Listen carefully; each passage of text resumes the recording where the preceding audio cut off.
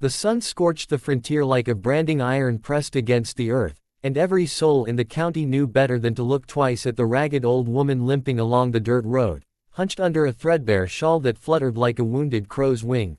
Riders galloped past her each day, kicking dust in her face as if she were just another forgotten relic of a long-dead world, while she clutched a rusty tin box to her chest with hands gnarled by time, ignoring the cruel laughter that chased her boots.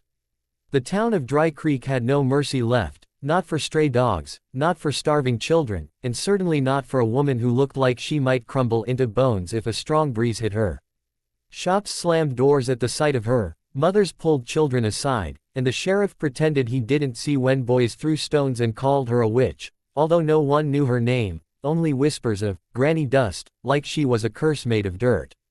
Then, on a day hotter than judgment, the ground thundered with the hoofbeats of a lone cowboy rolling in from the Badlands. Tall in the saddle, hat low, eyes carved from steel and heartbreak, his horse breathing fire from its nostrils as if it carried a secret. Cowboys came and went in Dry Creek, but this one didn't smell like trouble, he smelled like purpose. Maybe fate dragged him in by the reins. While every other rider veered away from the ragged woman sprawled in the dirt after stumbling over a stone, this cowboy pulled his horse to a halt, tipping his hat as he dismounted, his spurs jangling like silver wind chimes.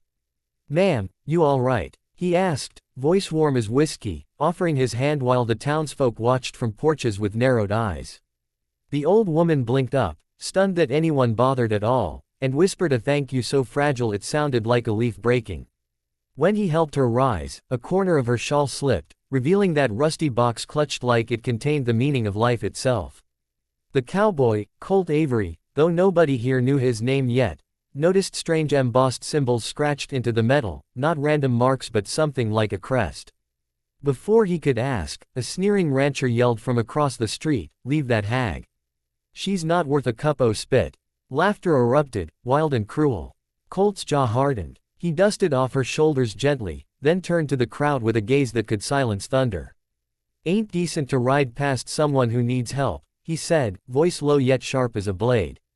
The mocking faces faltered for a heartbeat. No one stood up to men like the rancher, whose wealth smothered the county like a boot on a neck. Colt offered his arm again. "Where you headed?" The woman hesitated, eyes like storm clouds hiding lightning. "My land," she rasped. "Half this county belongs to me." Gasps rippled through the street, even the horses seemed to pause. The rancher's smirk twitched into panic.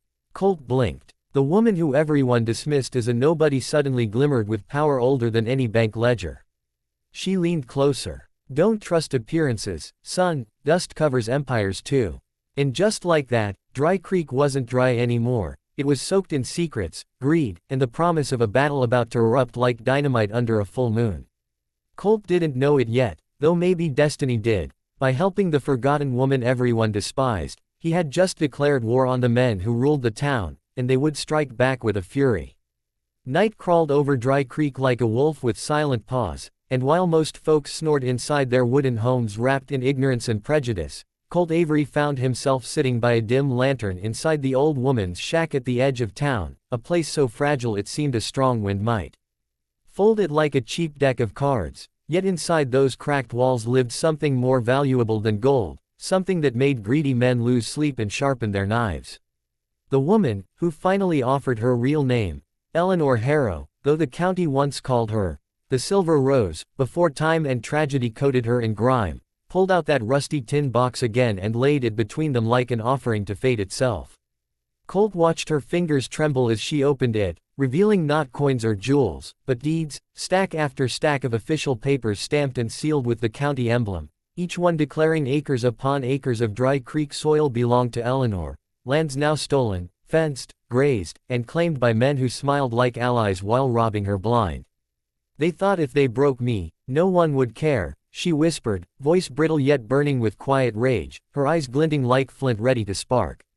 Colt leaned closer, realizing this frail woman carried the weight of a frontier empire that wolves in human skin had conspired to erase. The rancher who mocked her earlier, Baron Vance, lord of cattle and cruelty, once married Eleanor's daughter and inherited land through deceit, then buried the truth by burying the girl who stood in his way. Colt's fists clenched as the story unraveled like barbed wire across a heart, Betrayal, a murdered heir, a grandmother stripped of power until nothing remained but dust and a box of evidence. Why tell me? Colt asked, though he already sensed the answer in his bones. Eleanor gazed at him with a sorrow older than the desert. Because you stopped, when others rode past, she said. Kindness ain't common in this cursed place. Then she pulled out one final paper, yellowed and sealed with a family crest carved into metal, a document naming a live descendant, someone still out there, someone with rightful claim to the largest spread of land this side of the territory. Colt's breath hitched. If that heir returned, the entire county would bow, while Vance's empire would crumble like a sandcastle against a flood. Outside, hoofbeats pounded, torches flared, angry voices sliced through the dark. Vance didn't like loose ends. He sure didn't like secrets. The shack's window shattered as a bullet shrieked through the air, lodging into the lantern and killing the light. Eleanor gasped. Colt's guns were already in his hands, drawn smooth as water flowing downhill. Shadows moved like demons outside. Eleanor grabbed his arm. Save the land. Save my bloodline, she begged, pushing the tin box into his chest like a final prayer. Fire began licking the walls, smoke swirling like a vengeful spirit. Colt knew he could either run alone or risk everything to protect the woman everyone left behind. He chose the second without thinking. The door exploded inward. Men flooded in. Colt swung, fired, ducked, fought with the fury of a rattler cornered against rock. Flames roared brighter. Eleanor screamed as a cowboy's boot collided with her ribs. Colt grabbed her, forcing a path through heat and bullets, leaping into the night with her limp form over his shoulder. Horses neighed in terror as the shack collapsed behind them, sparks devouring the proof of a forgotten queen. Colt mounted up, Eleanor in his arms, and raced toward the canyon as Vance shouted like the devil himself, "Bring me that cowboy's head." The chase surged into the darkness, the future of an empire trembling in one wooden box clutched against Colt's heart like a living pulse of justice.